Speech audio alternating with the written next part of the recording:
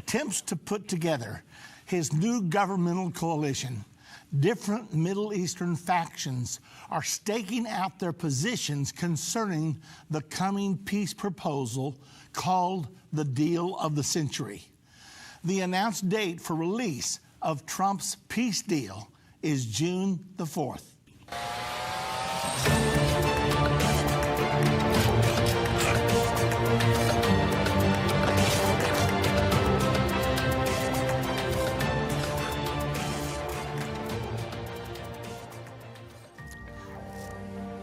The Jerusalem Post is announcing that Jared Kushner states that the Middle East peace plan will be released on June the 4th.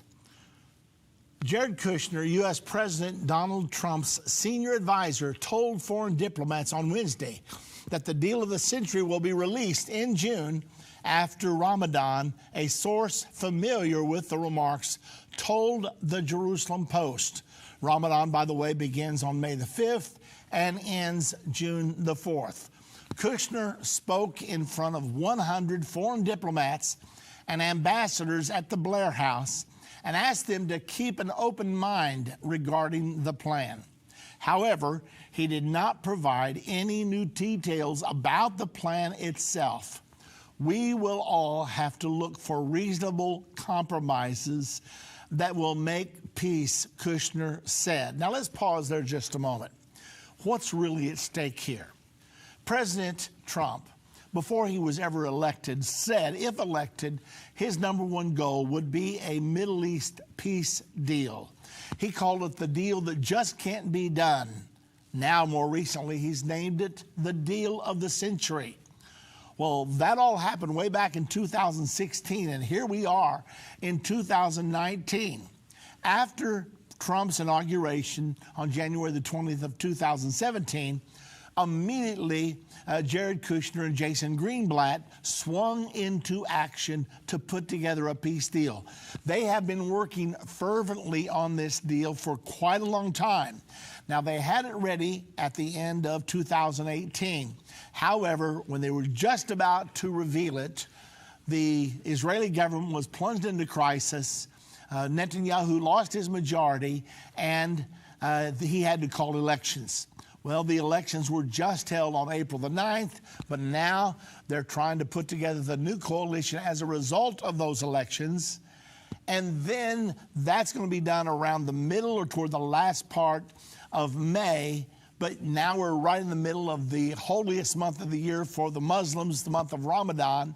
Since the Muslims are involved in the negotiations, it's now been announced, okay, Ramadan ends on June the 4th. We're going to reveal the peace plan immediately after that. Now, in the meantime, comments are flying fast and furious. There's speculation about what the plan does contain, what it does not contain. Does it provide for a two-state solution, or is it a one-state solution? Nobody knows for sure, because the Trump administration has kept this one very close to their chest. Okay, so that's what's going on. Now, whether the plan will propose outright the creation of a Palestinian state, which is the Palestinians' core demand, remains unclear. During his remarks, Kushner pushed back on the idea that the Trump peace plan mostly centered around the economic package, saying the political component is very detailed, the source said. Kushner said the plan will require concessions from both sides, but won't jeopardize the security of Israel, a source said. It requires everybody approaching the plan with an open mind. Okay, so there's all kinds of speculation. It comes from the Arab side. It comes from the Israeli side. Everybody's trying to guess what's in this plan. Now, did you notice that there's definitely a large economic portion of this plan?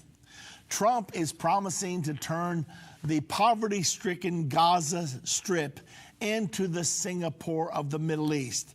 I mean, there have been things floated like an oil pipeline between Saudi Arabia and Gaza. This would bring oil into Gaza. They would then build 2 big oil refineries there. This would produce high-level, high-paying jobs.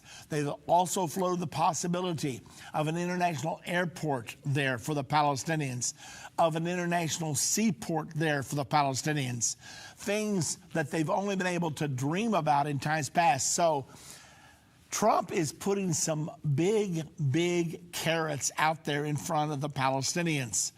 Furthermore, he's promised them at least one desalination plant, and one desalination plant could provide all the water needed for the entire Gaza Strip. So all of these things are on the table. That's what little bit we know.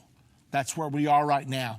But Trump is making the economic portion so tantalizing that apparently many of the Arab countries are saying quietly to Mahmoud Abbas and the head of the Palestinians, hey, don't turn this away. You'll never get a better deal.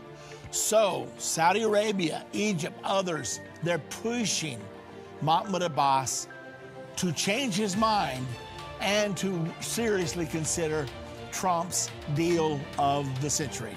As soon as you say end time, they say, whoa, the end of the world. When's it going to be? And you can see this mask of fear. I'm not telling you the end time is coming. I'm telling you, you live in it right now.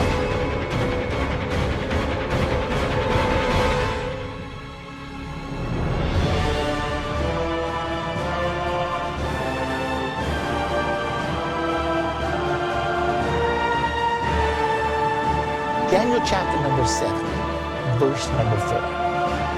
The first beast was like a lion.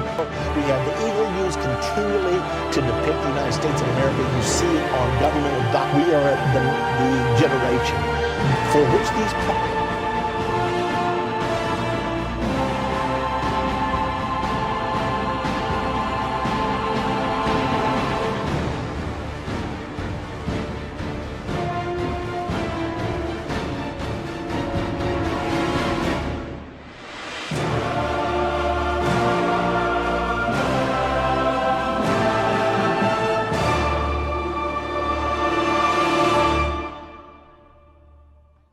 that you will not miss one segment of understanding end time, because I've had many people tell me it's changed their life forever.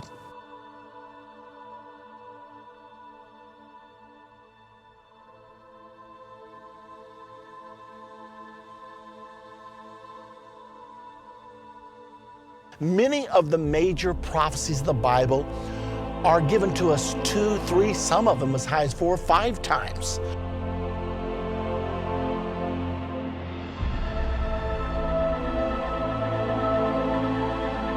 There is not any chance it's not going to happen, because it's in your Bible, it's prophesied, and the prophecies always come to pass.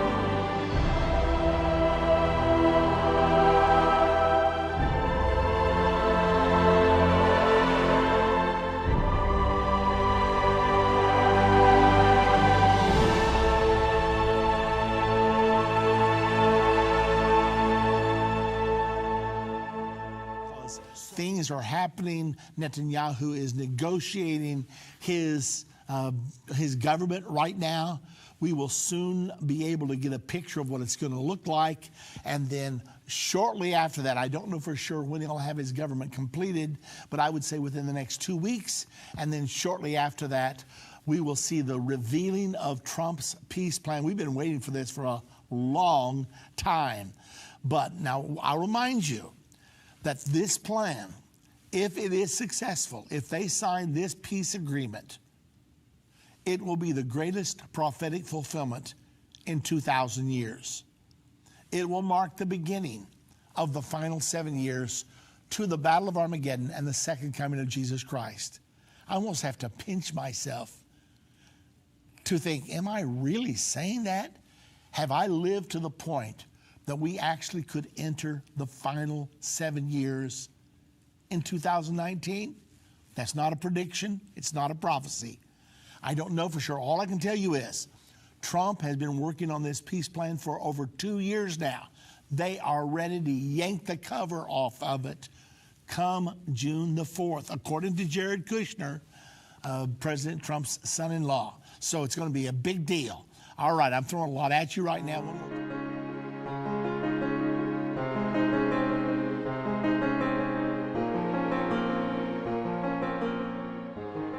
So I want to go back to an article we have. It's entitled, Fatah Official, Arab States Pressuring Us to Accept Deal of the Century.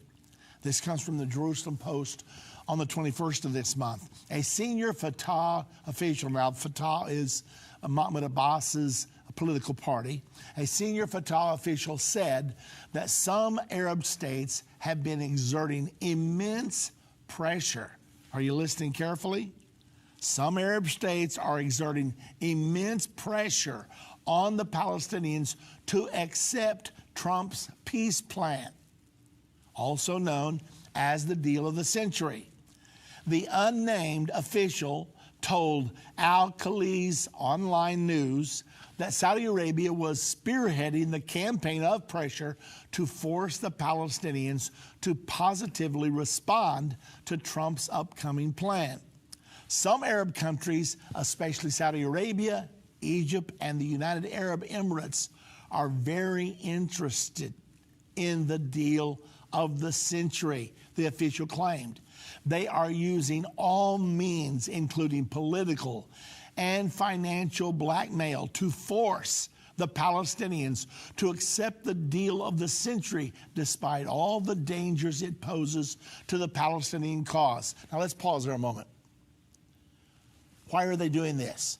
Because Trump has gone about getting this peace process going from a totally different angle. You talk about thinking outside the box. Normally it's been, okay, Mahmoud Abbas, Benjamin Netanyahu, come sit down at this table, let's get a peace deal. It hasn't worked.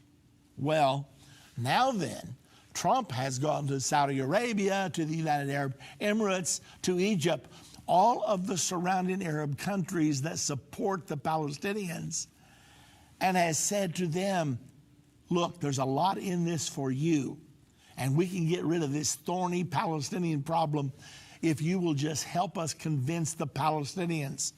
So what are they doing? They are using immense pressure on the Palestinians. Now, let's pause a moment to think about what kind of pressure the Palestinians are under. America was given $750 million a year to the Palestinians in one form or another. America, I believe, has stopped every bit of that aid right now. $750 million cut off from the Palestinians.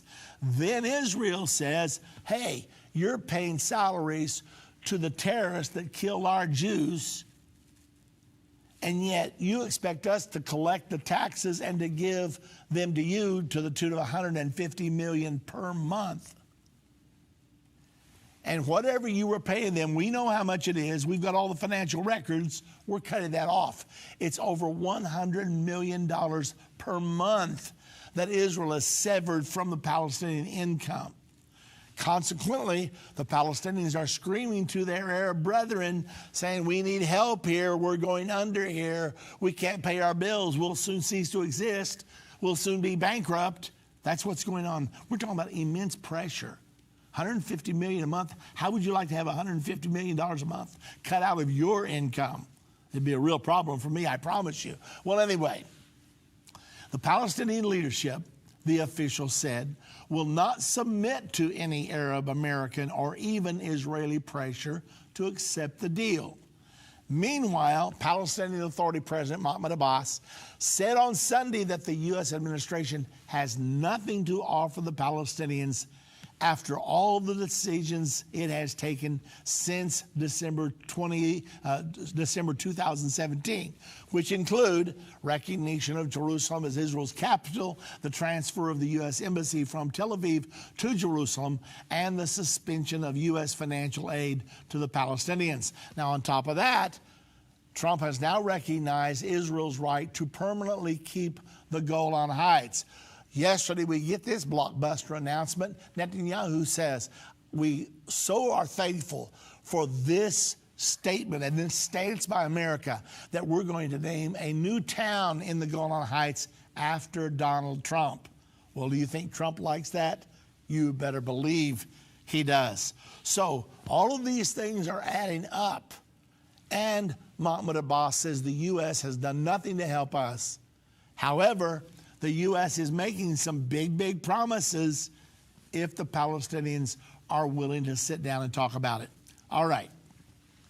Now, this article is entitled, Settler and Evangelical Leader Warn Trump Against Any Land for Peace Deal.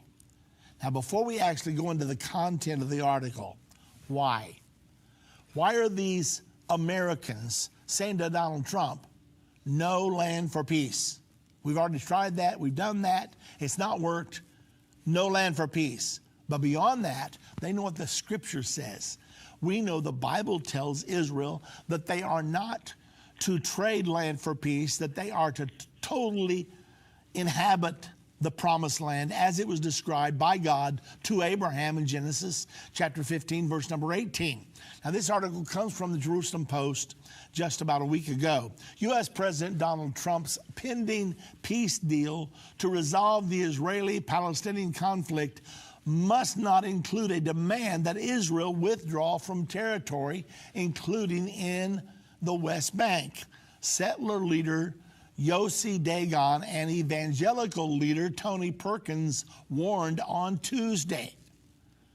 The Trump administration should stay the course, continuing to avoid the land for peace proposals and the policies that have prevented Israelis from building in Judea and Samaria, which have repeatedly failed to work, Dagon said, and Perkins said, in an editorial they jointly published in Tuesday's Washington Times. Dagon was the first of the settler leaders to support Trump, but he is concerned that the president's peace plan could include a demand for territorial withdrawal, something that could cause Trump to lose support among his evangelical base. Oh, by the way, Trump's most solid base is the evangelical base. After all, he's recognized Jerusalem as Israel's capital. He's moved our embassy to Jerusalem now. Now he supports Israel in that Israel should be able to keep the Golan Heights. They've already annexed it many years ago. Now then, America is recognizing that annexation. I'm talking about the most powerful country in the world is recognizing that annexation. So it goes for a lot. Now, all of this is added up because I'm telling you, I had so many articles I couldn't get to them all. But this article states Abbas is between a rock and a hard place. This comes from Israel Hayam, which means Israel Today, about a week ago. The top ranks of the Palestinian Authority are greatly disappointed by the results of Israel's general election. Palestinian Authority President Mahmoud Abbas and the Fatah leadership hope that Prime Minister Benjamin Netanyahu would be defeated by Benny Gantz, leader of the Blue and White Party, was dashed by the election. Senior PLO official Saeb Erekat expressed his view from the final results of the elections were announced by stating, the Israelis have voted no to peace to preserve the current situation. They have said no to peace and yes to the occupation.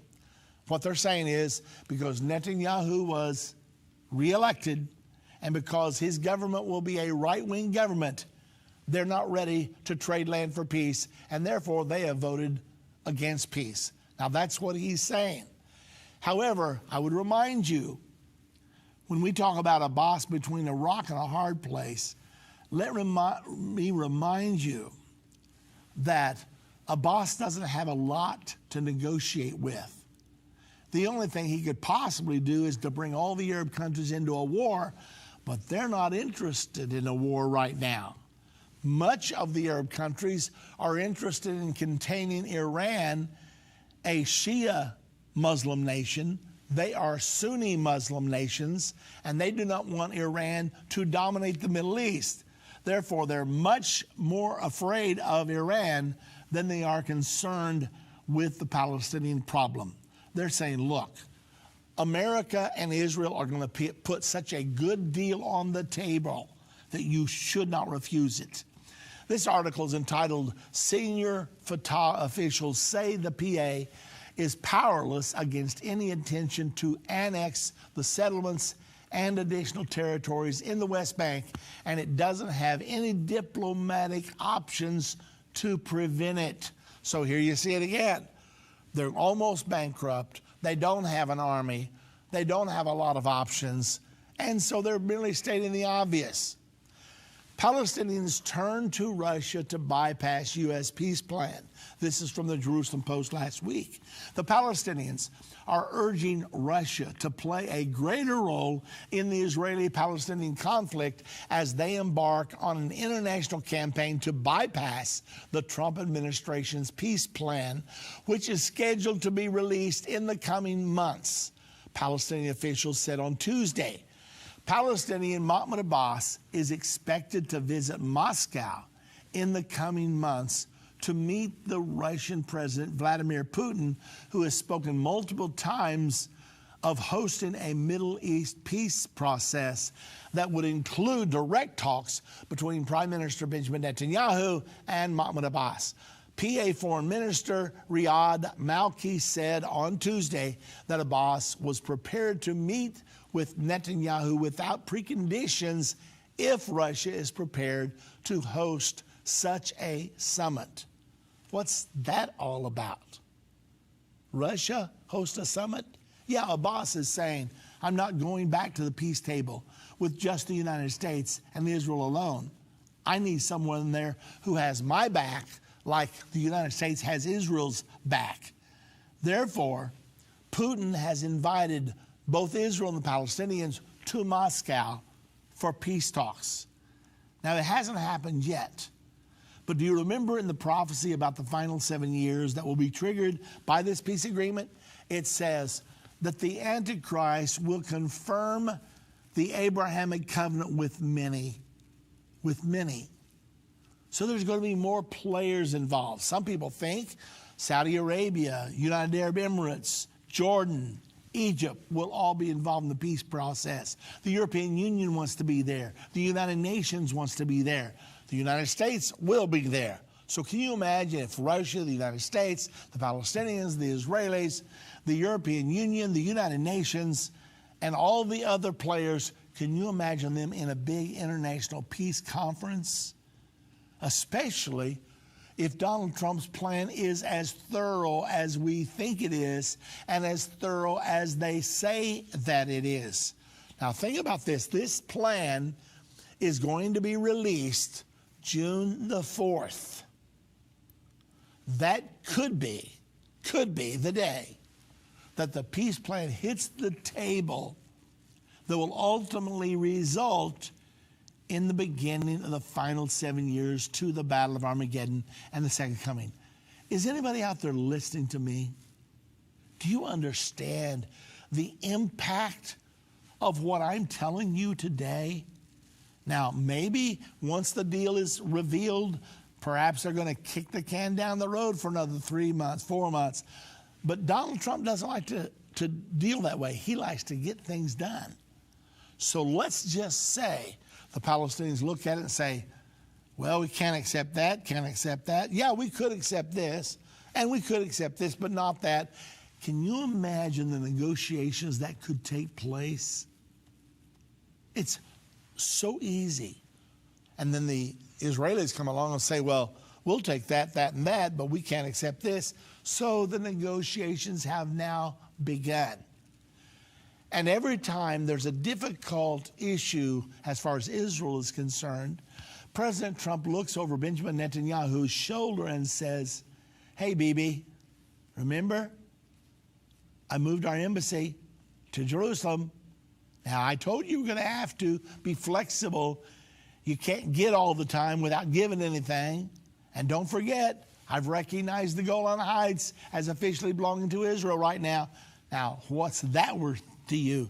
Now, Bibi, you got to loosen up here a little bit. So the negotiations will go on. Now, that's what you can expect over the next few months, if in fact negotiations begin. Now, if negotiations do not begin, expect another peace agreement from another source to come up, but it will possibly contain about the same thing.